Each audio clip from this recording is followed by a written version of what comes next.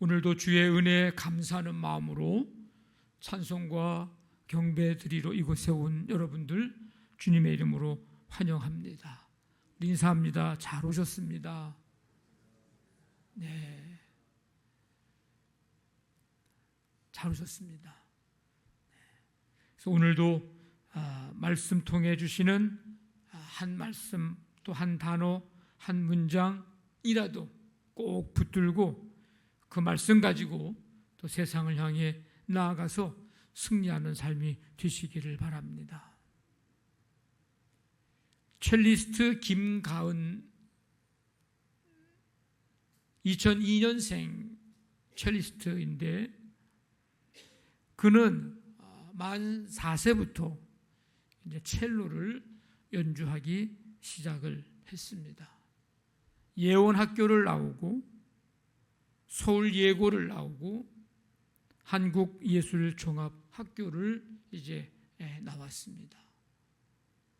2년 전에 미국의 어빙 클라인 국제 현악 콩쿠르에서 첼로 부문에 1위를 한 사람입니다.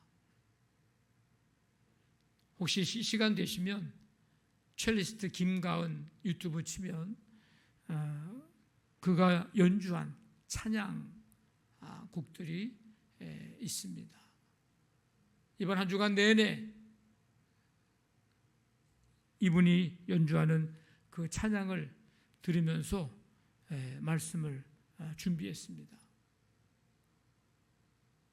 그가 한 프로그램에 나와서 인터뷰를 하는데 진행자가 이런 질문을 던집니다. 당신에게 하나님은 어떤 분인가요? 이런 질문을 했습니다. 당신에게 하나님은 어떤 분이십니까? 그랬더니 이 김가은 씨가 하는 말이 그 어떤 것과도 비교할 수 없는 자랑입니다. 이렇게 대답을 했습니다. 하나님은 나에게 그 어떤 것과도 비교할 수 없는 자랑입니다. 그래서 저에게도 이 질문을 던졌어요. 타이핑을 하다가 멈추고 하나님은 그럼 나에게 어떤 하나님이신가?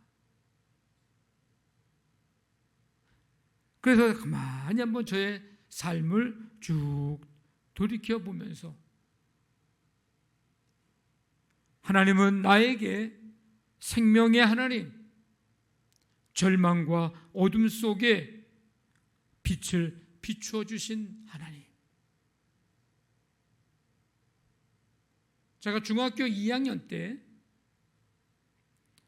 혹시 안산의 동산교회라고 들어보셨는지 모르겠는데 그 동산교회가 굉장히 큰 교회입니다.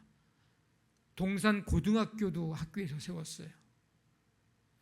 요즘에 아무나 잘 못 가는 학교가 됐습니다. 그 교회가 이제 아주 작을 때 개척 시절 지하에서 개척할 때에 중학교 2학년 때인데 제가 그 교회에 가서 중고등부 예배에 가서 제가 간증을 한 적이 있었습니다. 고등학교 2학년 때네요. 죄송합니다. 고등학교 2학년 때. 그때 간증의 제목이 뭐냐? 빛을 내게. 이게 간증의 제목이었습니다. 돌 때, 고등학교 1학년 때, 그때 하나님이 불러가실 뻔했는데 하나님께서 그래도 저를 이 땅에서 사용할 때가 있는지 하나님께서 생명을 살려주셔서 그 다음에 그 교회 가서 친구네 교회인데 간증을 했던 기억이 납니다. 빛을 내게. 그래서 제가 이 말씀 찬양을 이제 코로나 기간 동안에 곡을 만들면서 좀 내 삶에, 내 인생의 그런 내용들이 담겨 있는 그런 찬양곡을 좀 했으면 좋겠다 이런 생각이 들어가서 이제 가사 몇 개 이렇게 좀 이제 적어봤는데 기회가 되면 우리 정전사 이거 한번 좀 곡 좀 한번 만들어봐요. 네. 이런 내용으로 이제 적었습니다. 생명의 빛 꺼져가는 소망 없는 어둠 속에서 뭐 의사도 뭐 그 누구도 뭐 어떻게 할 수 없다고 일단 선언을 한 상태. 그 상태거든요. 지금 이 아이가 수술실에 들어가면 살아서 나올지 죽어서 나올지 알 수가 없습니다. 장담할 수 없습니다. 의사의 입에서 그 말이 나올 그런 상황, 소망 없는 생명의 빛 꺼져가는 어둠 속 아닙니까? 근데 그런 가운데서 하나님, 이 어린 생명 살려주시옵소서. 하나님이 살려주시면 이 생명을 하나님께 드리겠습니다.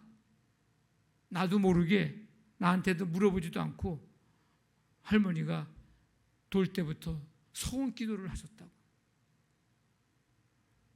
눈물 흘리며 차디찬 마룻바닥에서, 그 옛날 시골에 우리 교회, 내가 다녔던 교회는 마룻바닥이에요. 비 오면 새고 중앙에 나무 넣는 난로가 있고 그런 마룻바닥이거든요. 거기서 늘 기도하시고 하나님 이 생명 살려주십시오.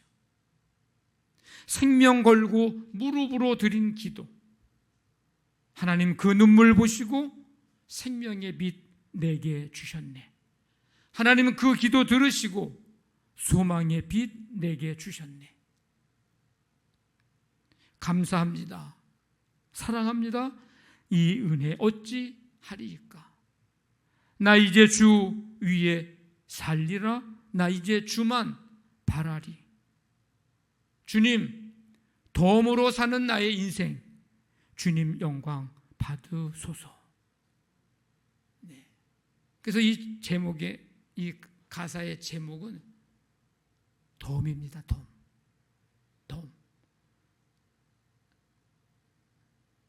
저는 지금 58년의 인생을 덤으로 살고 있어요.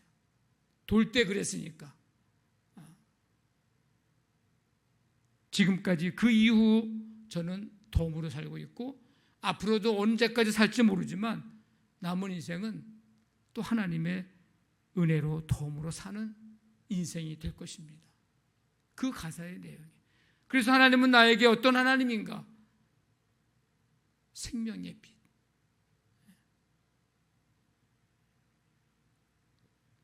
이 시간 여러분 스스로에게도 한번 같은 질문을 해보십시오. 나에게 하나님은 어떤 분인가? 여러분에게 하나님은 어떤 분이세요? 그리고 왜 그렇게 생각하시나요?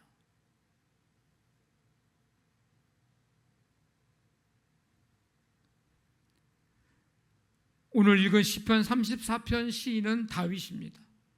우리가 다윗에 대해서 다윗은 어떤 사람이야? 라고 질문할 때 여러 가지 대답하겠지만 다윗은 찬양의 사람입니다. 다윗은 하나님을 찬양하라 곳곳에서 외칩니다. 여호와를 찬양하라 찬양할지어다. 다윗 자신도 다양한 상황과 환경 속에서 하나님을 찬양합니다. 그래서 입술로 찬양하고 마음으로 찬양하고 악기로 찬양하고 춤추며 찬양합니다. 그러니까 다윗에게 있어서 찬양은 단순히 우리가 그냥 뭐 늘 부르는 그런 노래가 아니에요. 그냥 단순히 음표로 그려진 악보를 보며 반주에 맞춰 그냥 따라 부르는 그런 노래가 아닙니다. 다윗에게 있어서 찬양은 그냥 단순히 내가 갖고 태어난 음악적인 감각과 재능을 드러내는 정도의 것이 아닙니다. 다윗에게 있어서의 찬양은 자랑입니다. 자랑. 하나님을 자랑하는 것입니다. 그 자랑은 자기가 갖고 있는 어떤 소유에 대한 자랑이 아닙니다. 하나님의 놀라운 자비와 은총, 그것을 자랑하는 것입니다. 첼리스트 김가은 씨가 고백했던 것과 같이 다윗에게 있어서 하나님은 그 어떤 것과도 비교할 수 없는 자랑. 사도 바울도 이런 고백을 합니다. 그러나 내게는 우리 주 예수 그리스도의 십자가 외에 결코 자랑할 것이 없으니. 얼마나 자랑할 게 많은 사람인지 몰라요. 근데 예수 그리스도 십자가 외에 자랑할 거 없다고. 예수님의 그 십자가 사랑, 십자가 그거에 비하면 다른 것들은 자랑거리도 되지도 않는다고 고백을 합니다. 예수님을 만나기 전에는 몰랐는데 예수님 만난 후에는 예수 그리스도의 십자가만이 자기의 자랑이라고 고백합니다. 그 십자가 위에서 베푸신 구원의 사랑, 구원의 은총, 어떤 것과도 비교할 수 없는 사랑이요 은총이기 때문입니다. 여러분, 우리의 자랑거리가 바뀌기를 원합니다. 우리의 능력, 우리가 소유하고 있는 그 무엇에 대한 자랑이 아니라 하나님이 우리의 자랑이기를 바라고 하나님의 놀라운 은혜와 은총이 우리의 자랑이기를 원합니다. 하나님은 나에게 어떤 하나님인가? 하나님은 우리의 자랑. 2절 말씀 보면 내 영혼이 여호와를 자랑하리니. 왜 다윗은 자랑할까? 하나님을 자랑하는 이유는 뭘까? 자랑할 만한 이유가 있지 않겠습니까? 다윗은 자기의 기도를 들으시고 응답하신 하나님, 기도를 들으시고 두려움에서 건지신 하나님, 그 하나님을 높이고 싶은 마음이 들었던 거예요. 사울을 피해서 블레셋으로 도망갔다가 죽임당할 위기에 처했고 블레셋 왕 앞에서 미친 척하면서 겨우 목숨을 부지하고 아둘람 굴로 피할 수가 있었습니다. 그리고 그곳으로 이제 환난당한 자, 빚진 자, 원통한 자, 그 사람들이 몰려들었습니다. 다윗은 절체절명의 위기 속에서 자신의 간구를 들으시고 구원해 주신 하나님, 그 하나님을 높여드리고 싶은 거예요. 지금 그 하나님을 자랑하고 싶은 거예요. 하나님이 기도 들어주셨어요. 하나님이 지혜 주셨어요. 하나님이 도와주셨어요. 하나님이 위기 가운데 구해 주셨어요. 하나님이 어려움을 극복할 수 있는 힘을 주셨어요. 여러분, 하나님의 이름을 높여 찬양, 자랑할 만하지 않습니까? 어찌 하나님을 찬양하지 않을 수 있고 어찌 하나님을 자랑하지 않을 수 있겠습니까? 그래서 3절에 뭐라고 얘기하냐면 나와 함께 여호와를 광대하시다 하며 함께 그의 이름을 높이세. 여호와 하나님은 광대하신 하나님입니다 하면서 우리 함께 하나님의 이름을 높여 부르자고. 3절 보면 함께라는 말이 반복해서 나옵니다. 앞에 나와 함께, 뒤에 함께. 근데 앞에 나오는 함께, 뒤에 나오는 함께가 조금 같은 단어지만 약간 의미가 좀 다르죠. 앞에 나오는 함께는 공간적인 의미의 함께, 그러니까 한 자리에서, 한 공간에서 우리 모여서 이런 뜻이에요. 지금 우리가 함께 예배를 드리는 거잖아요. 한 곳에 모여서 그런 함께. 근데 두 번째 함께는 연합하다, 한 마음으로 이런 뜻입니다.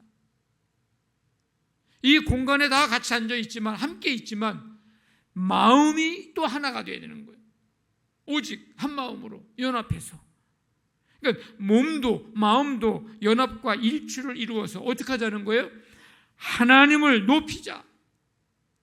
여호와 하나님은 광대하신 분이시다.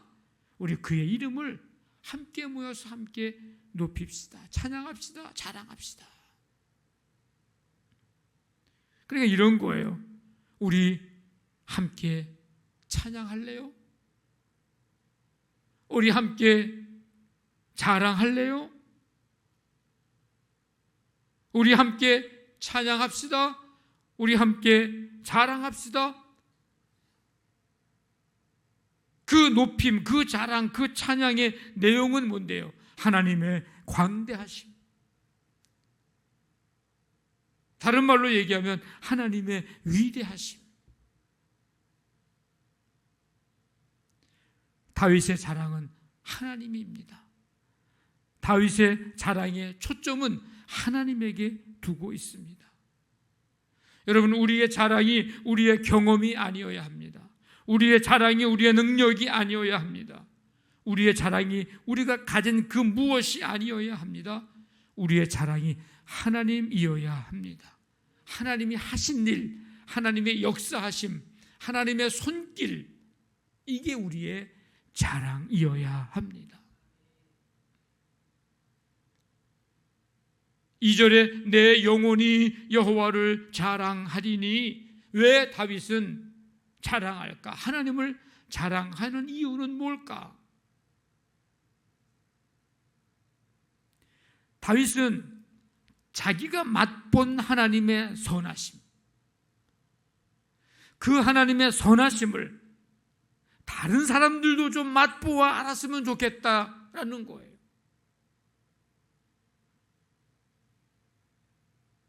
다윗은 하나님의 놀라운 자비와 은총을 지금 자랑하고 있는데, 혼자가 아닌 곤고한 자들과 함께 하기를 원했습니다.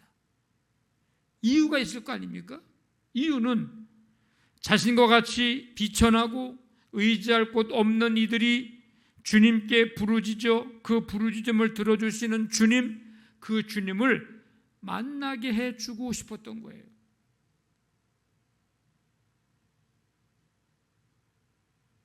나로 말할 것 같으면 기도만 하면 응답받는 사람이야. 나로 말할 것 같으면 수없이 응답받는 경험이 있는 사람이야. 나로 말할 것 같으면 하나님의 역사를 수없이 체험한 사람이야. 난 하나님께 이런 축복 저런 축복을 넘치도록 받은 사람이야. 이거 보여주려고 자기 자랑을 하는 게 아니에요. 다윗은 자기 자랑하지 않고 하나님을 자랑합니다.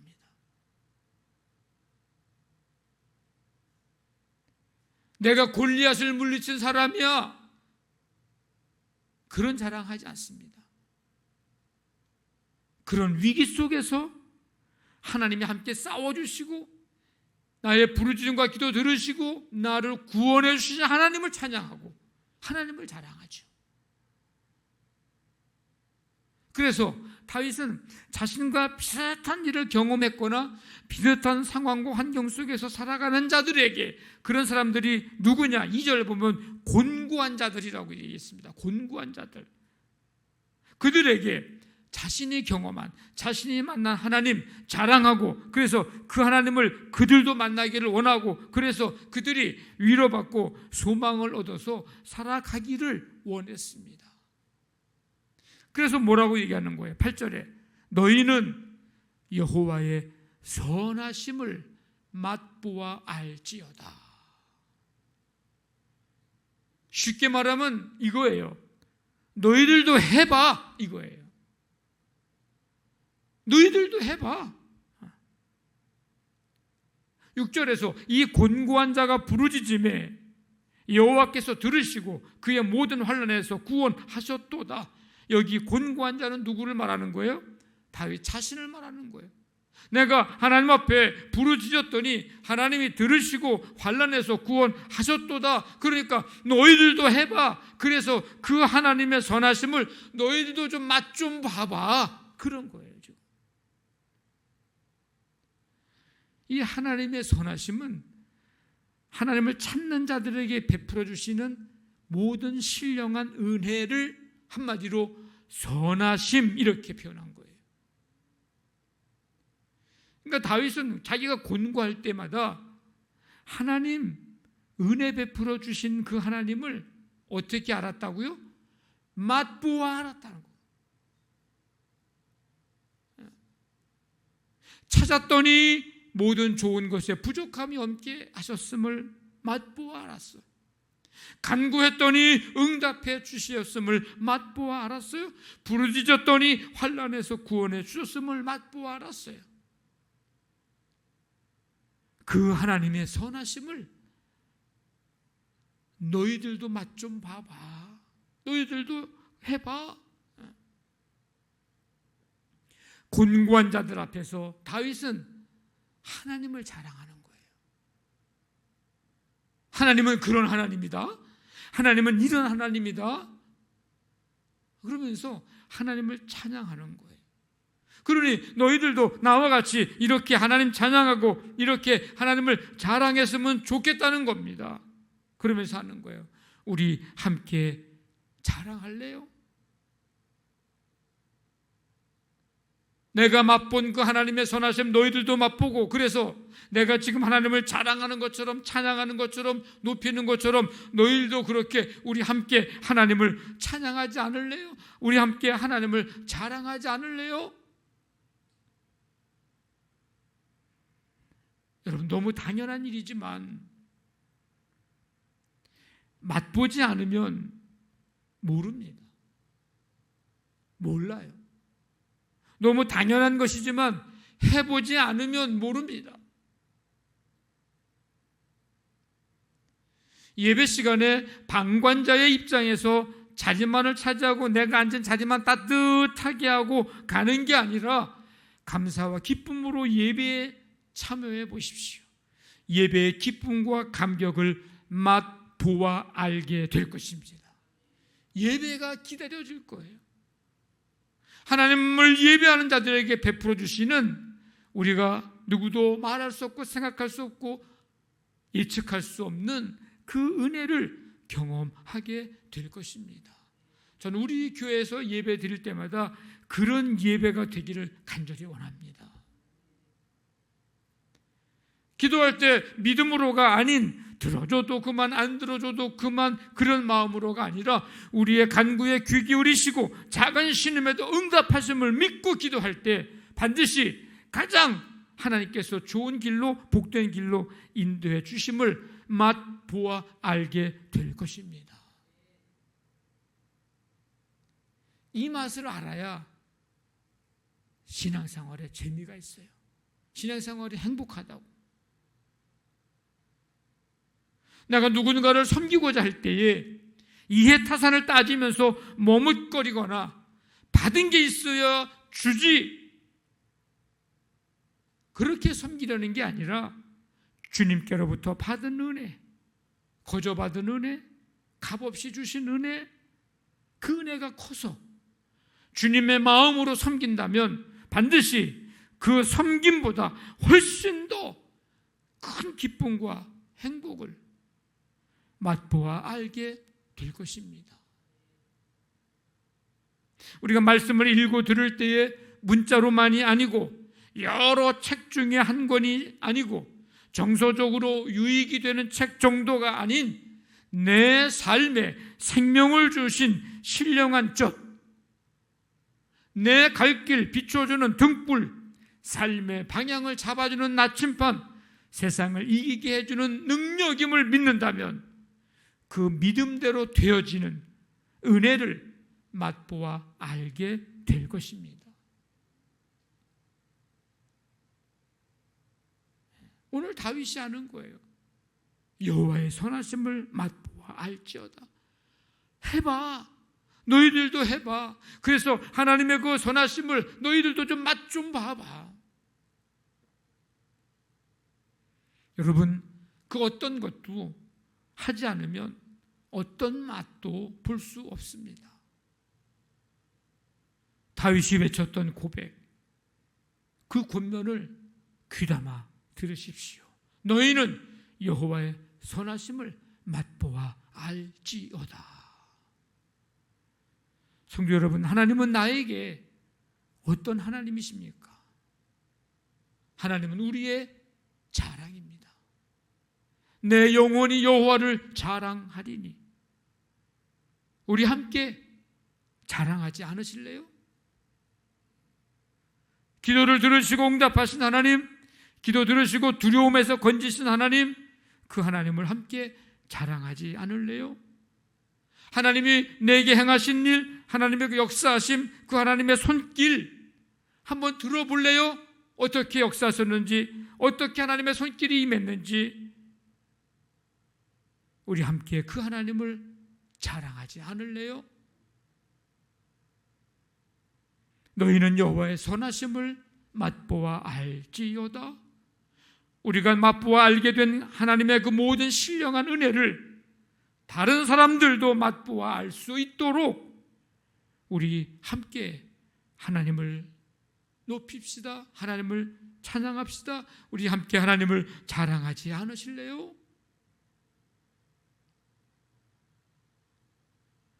날마다 하나님을 자랑하는, 하나님을 찬양하며 하나님을 높이는 삶, 우리 모두의 삶이 되시기를 주님의 이름으로 간절히 축원합니다. 아멘.